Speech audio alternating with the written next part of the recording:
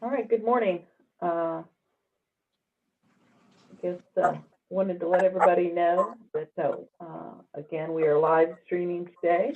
So hello and welcome to today's meeting of the Academic and Strategic Initiatives Committee. Before we begin, I want to remind everyone that this meeting is being live streamed to YouTube for the general public, and all audio and video is being captured and recorded. So Heather, would you call roll? Mr. Mohammed Babar, Mr. Colby Burks, Chair Brian Bredsitter. Here. Committee Chair Lori Harper. Here. Mr. Lucas Minzer. Here. Ms. Vidya Ravichandran. Dr. Robert Satt. Here. Mr. Kevin Weaver. Here. Did I miss anyone? Okay, have a good meeting. Great, thank you. The meeting minutes from our October 20th, 2020 meeting were in your materials. Are there any objections to those as presented? Short and sweet, move to approve. Thank you. Second. We have all in favor signify by saying aye. Aye. Aye. Aye. Opposed, like sign. Thank you, appreciate it.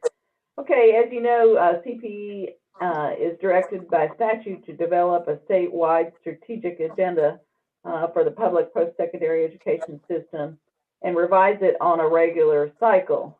Our current agenda does go through this year, and the staff have begun the necessary research for the next iteration, and this committee will oversee the overall development of the process. Today, staff is going to discuss what to expect between now and this fall, and we'll also need to take a look at adding some special called meetings to our calendar so we can oversee the process accordingly. Lee, I'm going to turn it over to you. Thank you, and good morning, everybody. This is simply a quick agenda item to remind the committee that we will be beginning the statewide planning process in the next several weeks with the goal of bringing a new agenda to the full council for consideration at the September board meeting. As you may remember, we had initially planned to begin this process over the past summer, but given the challenges associated with the pandemic and everything that was on the plates of the campuses, board leadership agreed to postpone by several months. So we are starting a little bit behind, but we have certainly a strong base to work with our current agenda. So we are very confident that the new agenda will be ready for consideration by early fall. As Chair Harper reminded you, this committee will be steering the process. So we will ask that you all add several additional meetings to your regular schedule throughout the spring and summer. And invitations to the ASI meetings will be open to all board members. So anybody with an interest in the planning process can be involved. As a first step, we'll be scheduling a special meeting, the ASI committee, in early February to officially launch the process. Again, all board members are welcome to attend. We're going to have it professionally facilitated to make sure that everybody has a chance to weigh in and that we'll use your time as efficiently as possible. So Heather, I believe you'll be in touch after this meeting to work with everybody's schedules to see if we can find a date that suits. You know, among the questions that we will ask this committee to consider as we initiate and move through the process are, you know, does the current agenda focus on the right issues, you know, the right challenges, current challenges, and opportunities facing the state? You know, are we measuring the right things? Are the key indicators that you all are reviewing regularly, are they the right ones to really help us understand whether or not the system is progressing? You know, what strategies are working and what are not, both at the state level and at the campus level? Does the current agenda align with state priorities, both those in the governor's office, those of the legislature? Do they align with the diversity planning policy and priorities, and with the performance funding model? So one of the big things that we'll need to be doing is looking at alignment with other state agendas and other state goals. A big question for the committee is how are we going to engage the right stakeholders in the planning process? And who are those stakeholders? How effective is our current accountability system and the review process? And then once the agenda is established, how do we ensure that the implementation strategies are really furthering the larger goals? So, we can create the plan, but there's got to be an ongoing system of evaluation and implementation completion to make sure that we are going to stay on the right track. Madam Chair, that was fairly short, and I'm certainly happy to respond to any questions, but please be anticipating a much more detailed discussion at the launch meeting in early February. Any questions?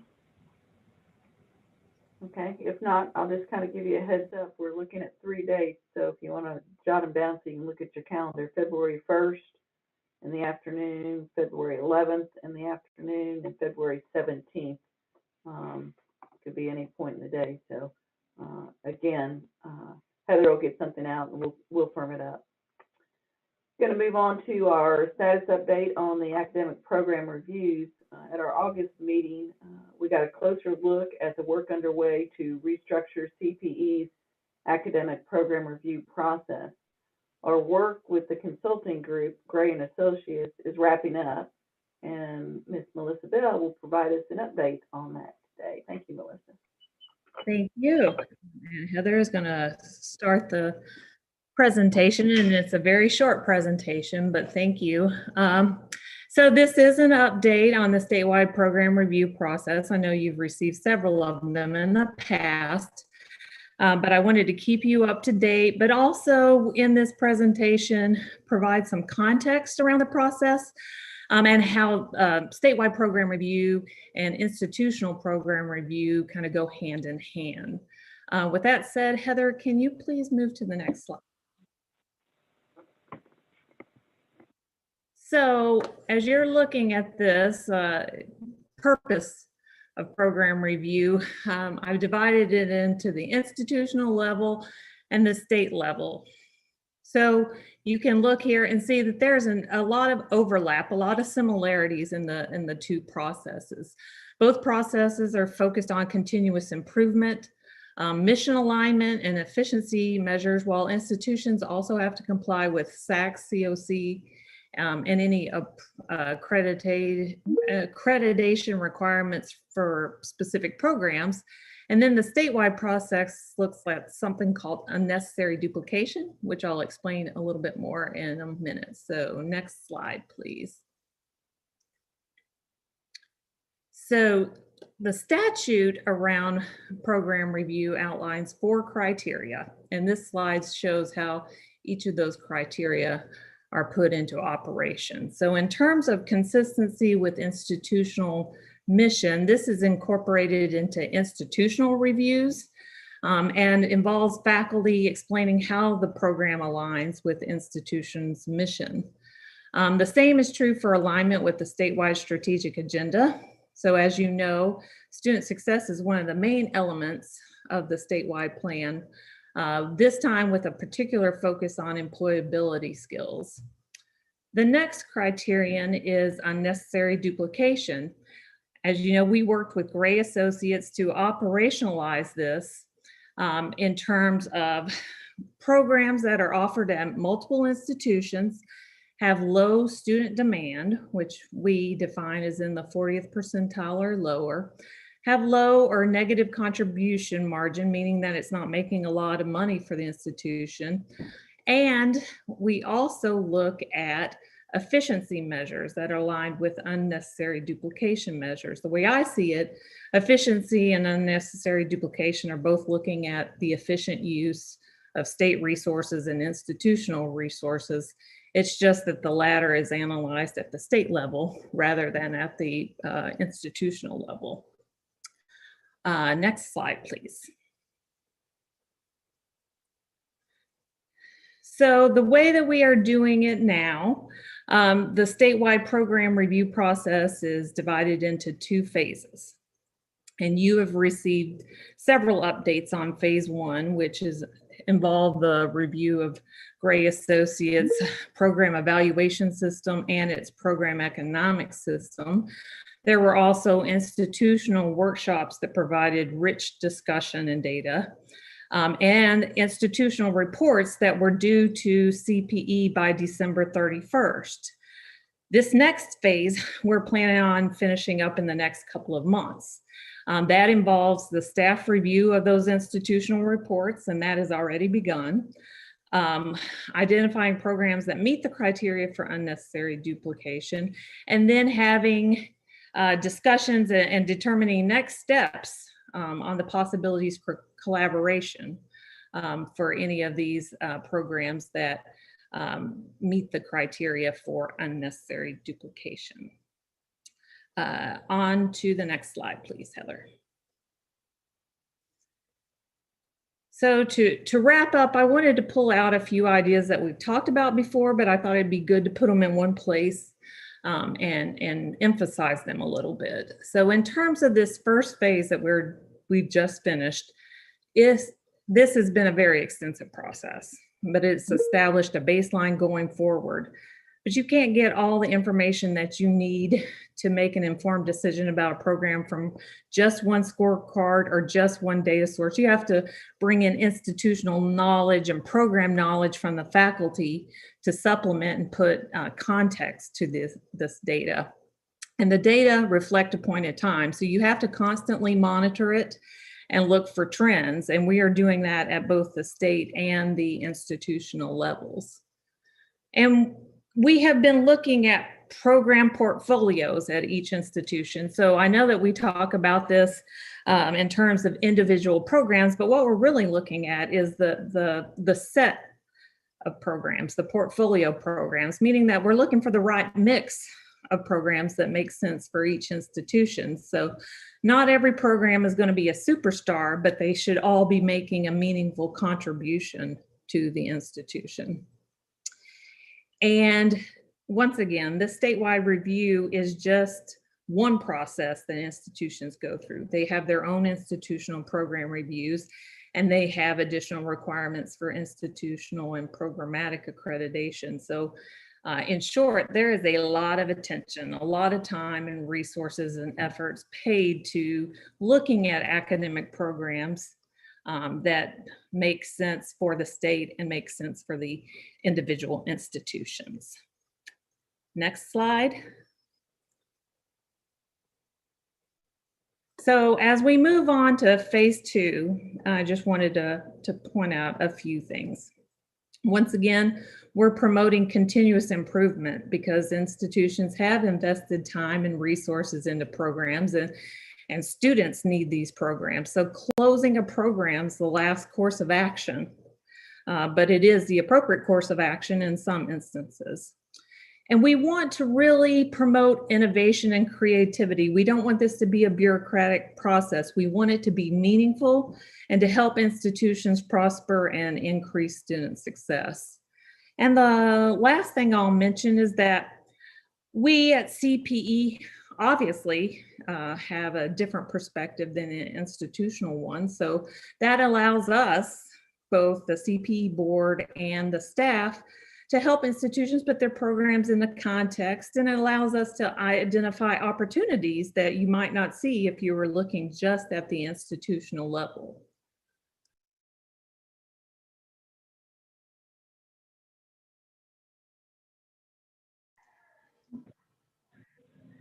Melissa, you got muted somehow. I don't know how I did that, but, and I don't know where in the process I did that. Just that I'll go back in case I didn't make my last point, which is that we have a statewide perspective. It's very interesting. We can look across institutions. We can look for patterns in the data. So that helps us help institutions put their programs into context, and we can identify certain opportunities that cut across institutions. So with that said, I'll open it up to any questions you might have. Any questions?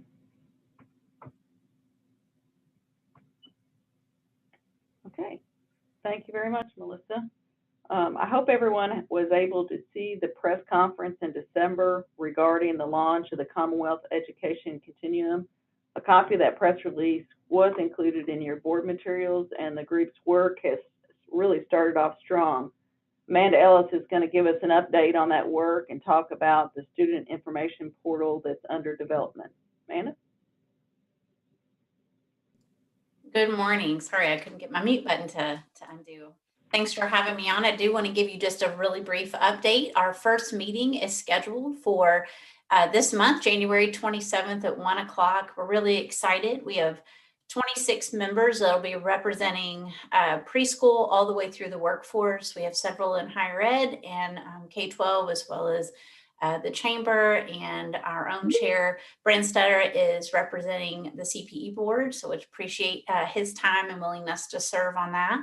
And so hopefully the membership will be announced soon. We did have a successful press conference, and I will tell you, after that press conference, we had about 30 people reach out and blindly volunteer to want to be a part of this work before they even knew what we were asking them to do, but they were excited about the collaboration. So we have started a growing Google form between the three agencies to capture those who want to be involved, especially with the work groups that will be developed after the objectives are set after this first meeting of what the continuum would like to see accomplished in the first year.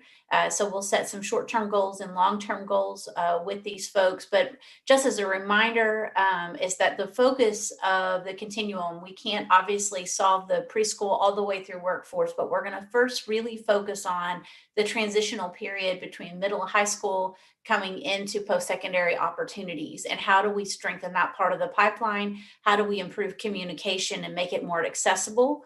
And make folks more aware of what is out there. So we're excited about this work. We're really putting a lot of time and effort into the agenda to ensure that it's engaging, that it yields suggested outcomes, so we really have some actionable items and can begin to form committees to get these actions into place, whether that be through the work of the collaborative work of the committee and other resources within the state, or specifically our agency CPE or KDE on making actions towards improving that part of the pipeline. So you will have a full update on that, because we actually have our full board meeting 2 days after that first meeting. So Dr. Thompson has asked that I share that update, and I will be excited to do so. I will tell you, we've had some great conversations with Kia and how what things that they're already doing. The Northern Kentucky group, if you are not aware, have their own regional P20 efforts where they've had some great collaboration and are very interested in helping to be boots on the ground.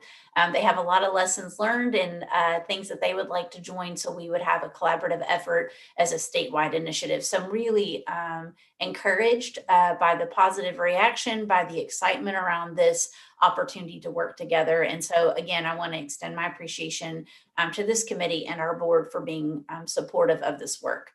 The other part that goes along with this, and I want to first say we did speak with Vidya on some suggestions on how to plan out the phases of the portal. As in your staff note, as you can see, we have requested funds from the General Assembly, but if that doesn't occur, we'll have an alternative request of the board, but we're trying through the request of the General Assembly to get funding for this portal. And basically it is a very, it's a tool that can be used for prospective students who may be interested in post-secondary opportunities, whether that be high school students, adult learners, military, also for families. And it's really intended to be friendly to help folks navigate through how they can pursue different opportunities. There are a lot of nuggets of excellence across our state of resources, but they are not all in one place, and they're very difficult to find if you don't know what you're looking for.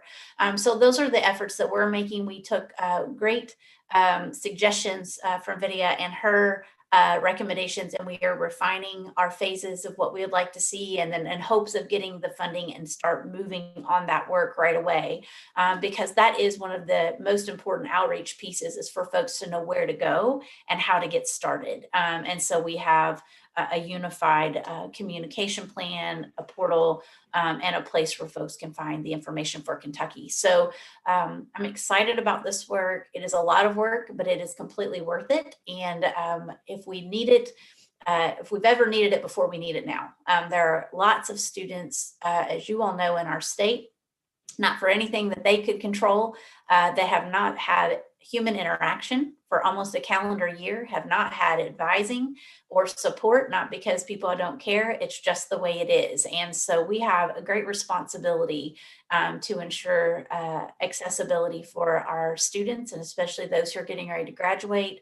So we're thinking through ways and strategies of how we can reach out to those seniors and those who are prospective students who may not have human interaction or advocates that they see every day on that day-to-day basis to help guide them in their opportunities after they walk across the stage or may pursue additional education to enhance their careers. And so this is an imperative moral for me, or moral imperative to move forward and to do this well to meet the needs of our young citizens. So I'll stop there and be happy to answer any questions on our progress at this point, but I look really forward to sharing with you the outcomes of our first meeting.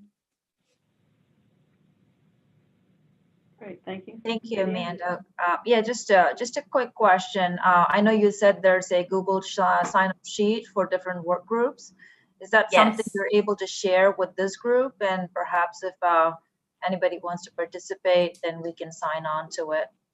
Absolutely. Right now we have a list of just volunteers, but after the first meeting, we'll be able to kind of group where we're going to put our action groups into place, and I will absolutely make that available. I would love to have help with that and folks who bring in different perspectives. That's the goal of this continuum. So absolutely. And it's a great suggestion. Thank you. Thanks so much.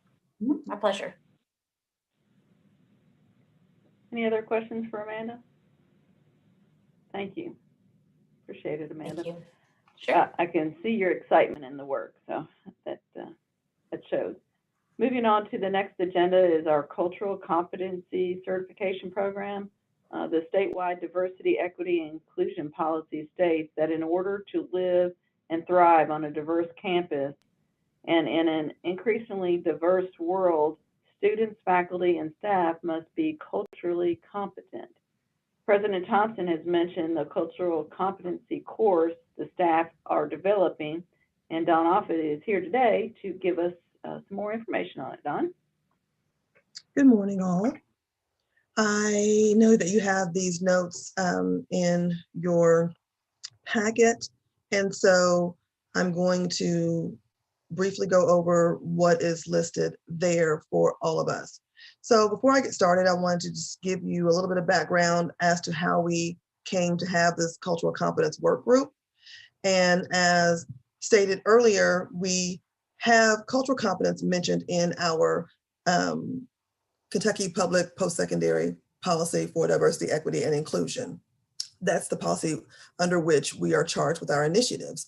And one of the charges in the impact section states that Kentucky's public institutions will create opportunities to have cultural competence on their campuses and graduate culturally competent students. And so we began to explore, well, what does that look like? If we're telling employers that we're graduating culturally competent students, how would an employer know? What does that look like? And we knew that institutions across the state were doing different works in cultural competence, but we wanted to kind of bring together some of those ideas, some of those people, some of those representatives, so that we could look at exploring this notion of a statewide cultural competency certification. And so with that in mind, we created a work group. This was about a year ago now. We created a work group made up of diversity representatives from and that's faculty and staff, representatives from across our institutions, both 4-year and 2-year, to talk about, one, the works that they knew were already going on their campus, and two, what this notion of a certification might look like and what would be the minimum standards for certification, so that once a student has graduated, an employer would know that if they had some kind of indication on their transcript that they were certified, that the certification would mean X, Y, and Z. So we've, over the past year, we have gotten together with our work group. We had an outside facilitator come and allow all of the ideas to live as they told us. And then we were able to whittle it down so that everyone agreed on certain standards that they thought needed to be demonstrated. And once they did that, then we looked at how could we put that in a framework. So if you have your document in front of you, you'll see that we took the topics and what we call those minimum competencies and those minimum standards, and we were able to fit them nicely into the Thompson 8 to the 4th model of cultural competence. That 8 to the 4th model is awareness, acknowledgement, acceptance, and action. And so in your documents, you'll see that there was an overall goal for each one of the competencies that is hoped to be achieved. And then underneath those goals, there are particular learning outcomes that are listed. And so as I do this for me, Heather, do you mind? Never mind, I've got it. Thank you. That helps me out a lot. So therefore, so you'll see the 8 to the 4th model there with the awareness, the acknowledgement, where we have loosely A1 and A2, and then you'll see that it goes down to A3 and A4. And you'll see when you're able to explore it, what those learning outcomes are for each one of the goals. And so the conversation is centered around what might that look like in terms of implementing it on a particular campus.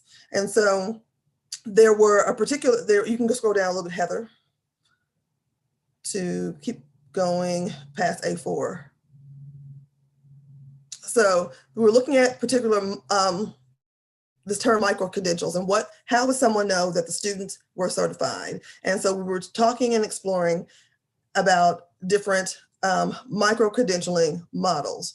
And so the first model that we call a little bit of, it could be stacking, if you will, or sequential model, is if institutions say to the students, here's how we are having our courses developed, and here are certain courses that you can take, and in those courses we know that you'll receive certain content, and once you've done that, then you can be awarded a credential under A1.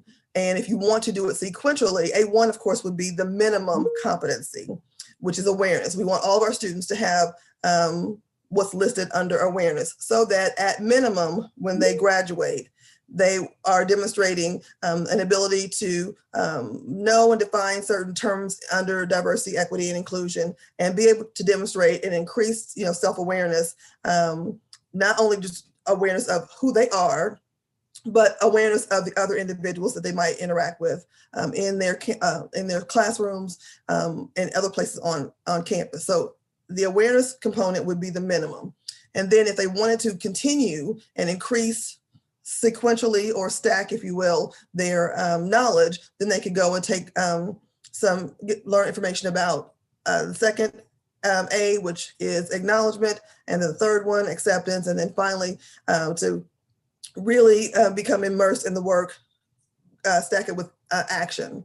So again, looking at just a certification process there. But then there was also the talk if campuses wanted to actually award credit under cultural competence, and what might that look like?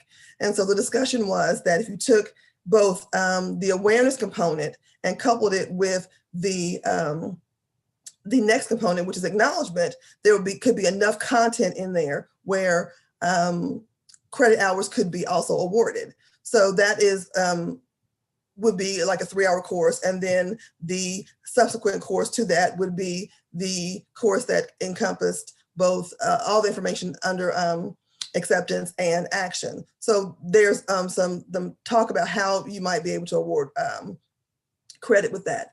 And then there's also the notion of, again, clustering. Let's say students are only interested in, of course, the minimum, which would be awareness, but then they want to go in and say, well, what is the course under acceptance talking about? I like those topics, and I want to skip acknowledgement, but I just want to take some courses under acceptance. They could cluster them together. So we are in the process, because again, this is still in the developmental stages. We are working on what that might look like in terms of the breakdown, but giving those options to help meet the needs in terms of planning for our institutions.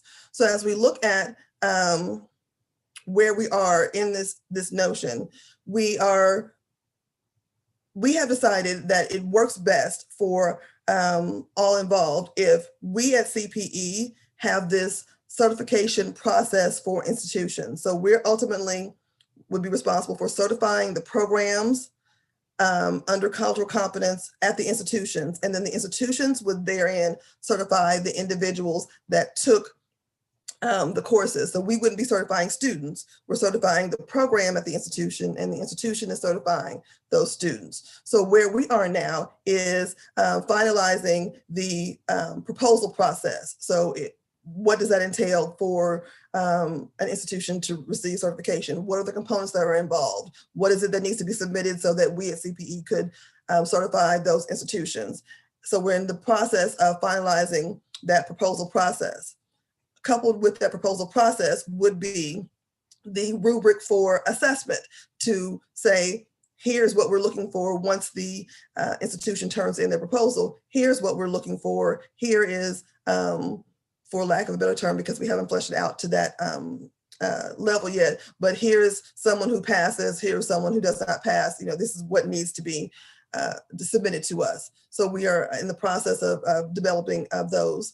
And then, as we talked about what I listed earlier and what those, the stacking and the sequentialing and the clustering type options, we were looking at that in terms of a student focus. Where does that leave our faculty and staff? And so over the last 4 months at CPE, we have had, we've worked with our staff to provide professional development under cultural competence. And so what we were doing is they've been aligned with that 8 to the 4th model. And each month we have had professional development, which lasted, I guess, about an hour and a half or so. And so what we want to do is flesh that out a little bit and be able to share that so that faculty and staff would be able to take the same type of professional development, add a couple of components to that. And that would be how faculty and staff can be certified, and whether or not we would use that as an online platform where someone can go to the website and take their courses, or whether we offer live sessions where some of the CPE staff were to deliver those live, or even where if we were to able to put that on an agenda item or a track with our diversity, higher equity symposium that we have, where faculty and staff can sign up and take the courses, in the course of a day, then that would be an option as well. So we are trying to make it so that this much needed work is put into a process where it's not only meaningful, but it's not burdensome, if you will, so that individuals have to come up and create or recreate the wheel. We know that institutions are already doing some of this work, and we don't want them to stop what they're doing. So we want to be able to acknowledge and honor the work that they're doing, and be able to say that, as long as your work is meeting these components at minimum, then we can work on certifying you all to be able to have this process at your particular campuses and institution. And then, of course, we're also here for those institutions who need support in that area. And so at this point, again, we are well into development and hope to be able to look at having something to pilot by this summer. So I'll pause here because that was a quick overview. I only had like 10 minutes, and I don't even know if I went over that or not. But I know that's a quick overview of all the information that we had. And if you want to look at it further and then ask further questions or anything, you can feel free to contact me later if something doesn't make sense. But I'll pause here for other questions.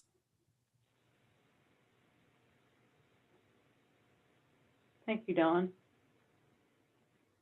No questions?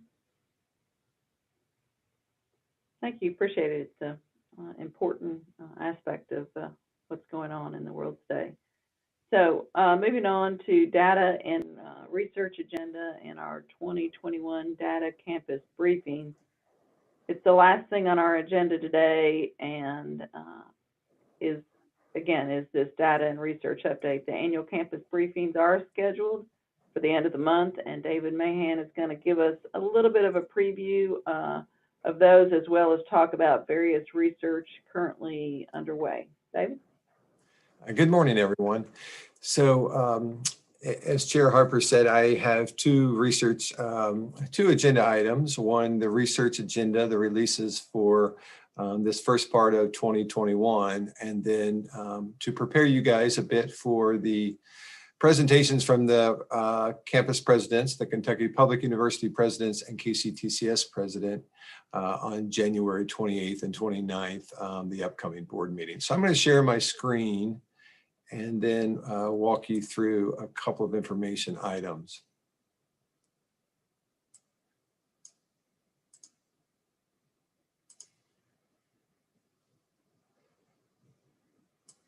Okay, can you guys see that okay? Can you zoom? Yeah, make it a little bigger. Yep. It's getting cut off on the right side. Yep. Is that okay? That's better. There you go. Okay, great. So I never miss an opportunity when time permits to at least give you guys the information on the upcoming releases of our research agenda. And so I'll highlight 4 items today. Certainly I can talk about any of the items, but we feel like with this group, the ASI group, that you guys are the detail-oriented folks that can take the time or would take the time to read carefully through the research projects and help us disseminate and ask the critical questions, which maybe the bigger board wouldn't have time to go through all of those details. And so as you look in the January, February timeframe, I highlight the Cpmz, Kentucky Education Teacher Preparation Sector Analysis. Several of you will remember that this is a partnership where we produced 3. This is the third of a 3-part study in terms of sector analyses.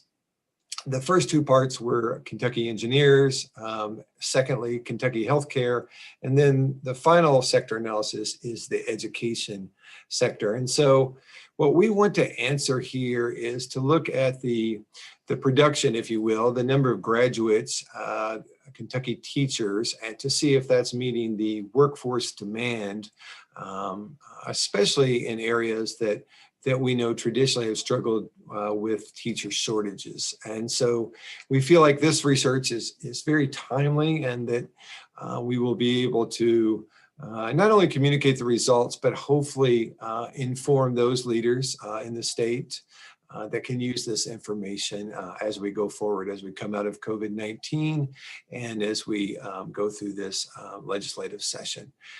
The last bullet there under January, February is the Dual Credit Evaluation Report 2.0. And so many of you will remember our Dual Credit 1.0, which was a focus on Kentucky public universities, that is, students that matriculated at one of our 8 public universities in the state. And we compared those that had a dual credit experience with those that did not to determine if their outcomes were positively impacted by having a dual credit experience. In this 2.0 version, we will be looking at those students that matriculated at Kctcs to determine, that same research question, whether or not they were positively impacted by having a dual credit experience and how that played out in terms of retention, degree completion, and grades while they were enrolled at Kctcs as credential seeking students.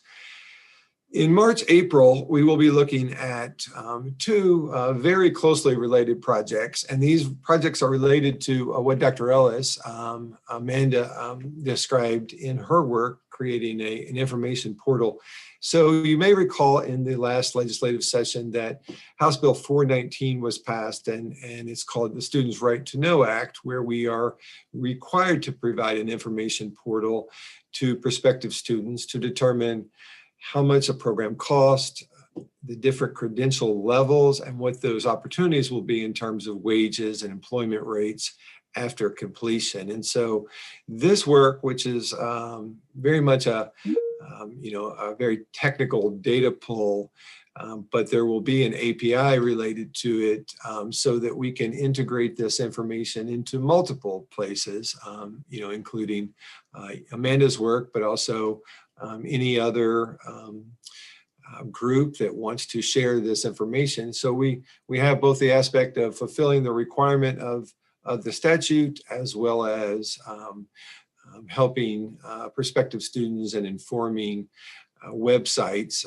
As Amanda said, there are many websites out there doing this kind of work. So what we're trying to do here is create a really flexible environment so folks can use the information in the way they see fit. The last project that I will describe today is the ROI 2.0. And so I think many of you have been part of these discussions, and we did release Return on Investment 1.0 last academic year. So as we look at return on investment for a student, so what a student invests versus what a student will gain in terms of wages and opportunities, 1.0 really just focused on the big picture of credential level and area of study. 2.0 will help us tease out those student profiles in terms of demographics, whether a student is from a low income family, or a student of color, for example, to geography from Eastern Kentucky or Western Kentucky, or a more urban environment in Lexington or Louisville, and which campus is providing the best returns on investment. And so we're partnering with KY Stats, and we're really looking at this in a much more sophisticated way than we did in the first version. So we're super excited about the project. We even have a intergenerational, I should say, metric in there to show how many folks from low-income environments were able to receive a wage that would take them to a middle-class environment, and the proportions there. So we're really trying to calculate that true ROI that some of you have probably seen in by the Federal Reserve Bank or other national organizations that calculate ROI. So we're super excited about that project. So let me pause there and just see if there's any questions about the research agenda in early 2021.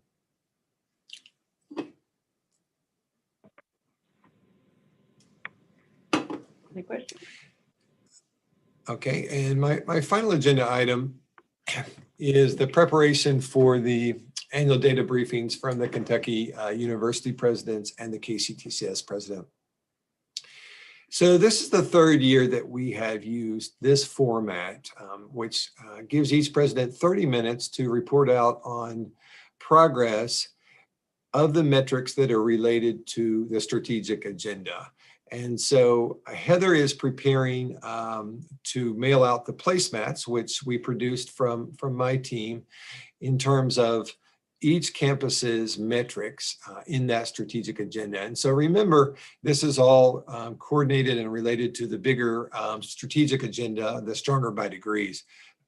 So we are in a place now where we have fine-tuned this presentation to a point where you don't get much time, you just get 30 minutes, but we focus very much on the metrics. And this is something that Chair Brandstetter has implemented. This is the third year, and we feel like it's been, an informative and good use of the 2 days. The schedule is now posted in your materials, and we will have the actual placemats in your materials, as I said, both mailed to you and in your packets.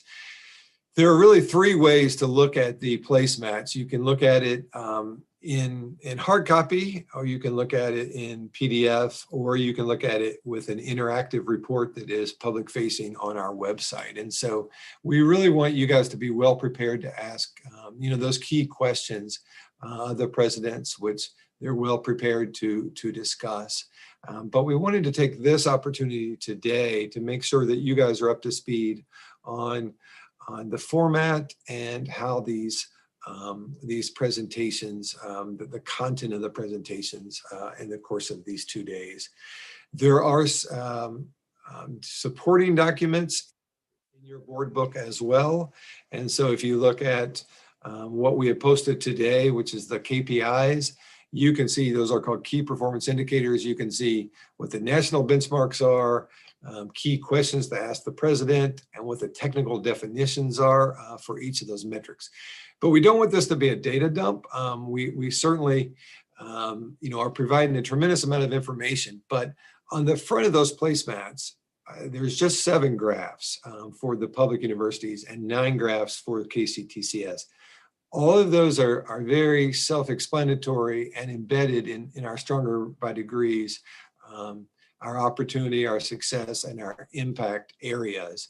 And so if you have preliminary conversations, we're certainly happy to meet again to talk about them, but we want to make sure that just a few minutes of preparation will lead to really important and informative conversations with the president. So Madam Chair, I'll stop there and entertain any questions. Any questions for David? All right, thank you very much. If not, be prepared as we try to take those placemats and all the other information prior to our full board meeting, because a lot of great work has gone into that, a lot of time and effort, so we definitely appreciate it. Well, that was our last official topic. Is there any other business that needs to be addressed today?